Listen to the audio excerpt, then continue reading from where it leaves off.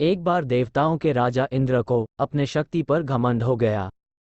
उन्होंने महादेव पर आक्रमण कर दिया। उस समय देवों के देव महादेव जी क्रोध में आ गए। गुरु बृहस्पति के अनुरोध पर इंद्र के प्राणों की रक्षा के लिए अपनी क्रोधांगिनी को समुद्र में डाल दिया। यह ऐसा स्थान था जहां समुद्र और गंगा का मिलन होता है। इसे आज गंगा सागर कहा जाता है। शिवजी के क्रोधांगिनी से समुद्र से एक बालक की उत्पत्ति हुई। बालक के रोने की ध्वनि इतनी तेज थी कि इसे सुनकर संपूर्ण संसार बहरा हो गया। तब सभी देवता ब्रह्मा जी के पास पहुंचे। ब्रह्मा जी भी बालक के ध्वनि को सुनकर समुद्र के पास पहुंचे और उन्होंने बालक को गोद में उठा लिया। बालक ब्रह्मा जी के गोद से लिपट गया और रोने लगा।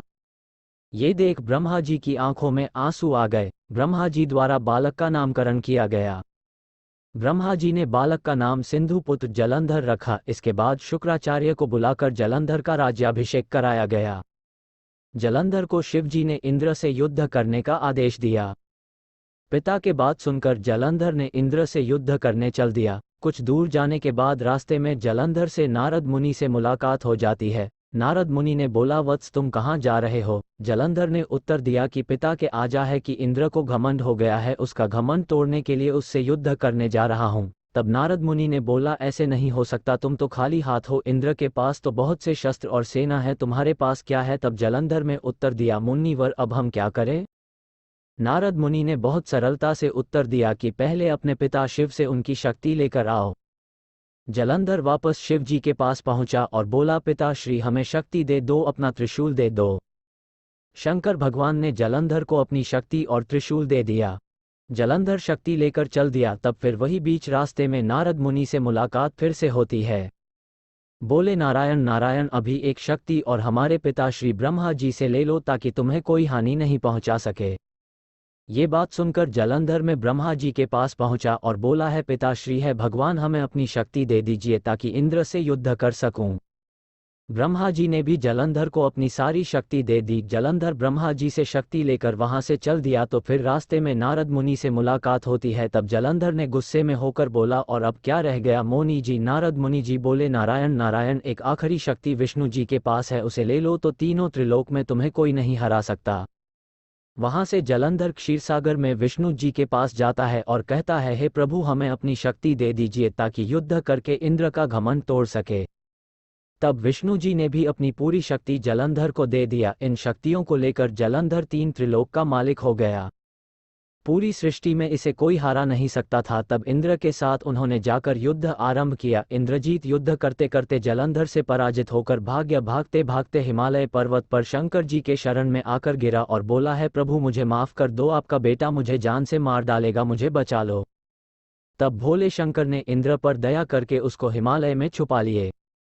पीछे से जलंधर भी आ गया। तब शंकर भगवान बोले, बेटे अब उसे रहने दो, अब हमारी शरण में आ गया है। तब पर भी जलंधर मैं नहीं माना और बोला कि नहीं, उसे बाहर निकालो, हम उसे जान से मार डालेंगे। शंकर भगवान के बहुत समझाने पर जलंधर ने नहीं माना। तब शंकर भगवान बोले कि तुम्हें मुझसे युद्ध करना पड़ेगा। तब जलंधर में शंकर भगवान और इंद्र भगवान से दोनों से लड़ाई शुरू कर दिया। जलंधर के पास इतना शक्ति था कि उसे कोई हरा नहीं सकता था। इंद्र भगवान और शंकर भगवान वहां से भागते भागते ब्रह्मा जी के पास पहुंचे और बोले, हे प्रभु, मैं अपनी शक्ति से बचा लो, नहीं तो हमें जलंधर मार डालेगा। तब ब्रह्मा जी बोले, अरे जलंधर तो हमारी शक्ति भी लेकर गया है, अब हम क्या करें? इतने में जलंधर ब्रह्मा जी के पास भी पहुंच गया। ब्रह्मा जी से बोले, ब्रह्मा जी, इन दोनों को निकालो, हम उसे मार डालेंगे। ब्रह्मा जी बोले कि नहीं बेटे, रहने दो। तब उसने ब्रह्मा जी की भी बात नहीं सुनी और ब्रह्मा जी से भी लड़ाई की। तब ब्रह्मा जी, शंकर जी,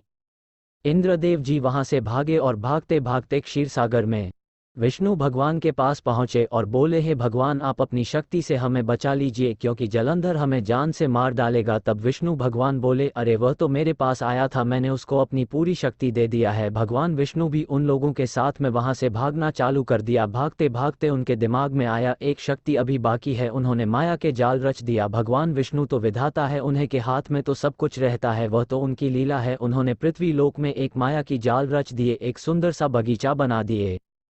पीछे पीछे दौड़ते दौड़ते जलंधर उसी बगीचे में आ गया। आते ही उसे शीतल हवा मिली और बगीचे में नींद आ गई और सो गया। इस बगीचे में वृद्धा नाम की एक कन्या अपनी सखियों के साथ घूमते घूमते हुए आए। वृद्धा को वरदान मिला था कि उसे बगीचे में सबसे पहले कोई भी उसे मिलेगा वह उसका पति होगा। और वहीं पर वृंदा से जलंधर की शादी हो जाती है। वृंदा एक पतिव्रता पवित्रता नारी थी। उसने जलंधर के गले में एक माला पहनाई, बोली, ए नाथ, ये जब तक आपके गले में रहेगा तब तक आपको कोई नहीं मार सकता। इसी मौके पर शंकर भगवान ने जलंधर के दरवाजे पर जाकर आवाज लगाया, अरे मूर्ख, बाहर निकल, मुझसे लड़ाई कर, बिल में क्यों छुपा है। ये बात जलंधर से बर्दाश्त नहीं होता है और निकल जाता है लड़ाई करने के लिए, पर वृंदा रुकती है। फिर भी जलंधर उसकी बात नहीं मानता है और गेट बाहर आ जाता है और शंकर भगवान को पीछा करता है और जलंधर और शंकर भगवान का युद्ध चालू हो जाता है। जलंधर की हार उसकी पत्नी वृंदा के पतिव्रता भंग होने के बाद ही निश्चित थी, इसलिए भगवान विष्णु जलंधर का रूप धारण कर वृंदा के पास पहुंचे। वृंदा को लगा कि यह जलंधर है। वह भगवान विष्णु संग पति जलंधर जैसा व्यवहार करने लगी और इस कारण वृंदा का पतिव्रता पवित्रता धर्म भंग हो गया। जब वृंदा के पवित्रता खत्म हो गई तो जलंधर की ताकत खत्म हो गई और भगवान शिव ने जलंधर को मार दिया। वृंदा को जब भगवान विष्णु की माया का पता चला तो वह क्रोध हो गई और उसने भगवान विष्णु को काला पत्थर होने का श्राप दे दिया। तो माता लक्ष्मी से भी बर्दाश्त नहीं हुआ, उसने वृंदा को श्राप दे दिया कि तुम जाओ, वन की लकड़ी हो जाओ। तभी नारद मुनि जी वहां पर नारायण नारायण करते हुए आ गए। बोले कि अभी तो पुरुषों में हो रहा था, अब स्त्रियों में होने लगा तो उन्हें कौन रोकेगा। प्रभु को बोले कि आप ऐसा पत्थर होंगे जो आपकी दुनिया पूजा करेंगे, और वृंदा को बोले कि तुम ऐसे वन की लकड़ी होगी जो तुम्हें दुनिया पूजा करेंगे और तुलसी माता के नाम से जानी जाओगी। भगवान विष्णु ने शालिग्राम पत्थर में समाहित होकर बोले कि आज के बाद बिना तुलसी का प्रसाद ग्रहण नहीं करूंगा।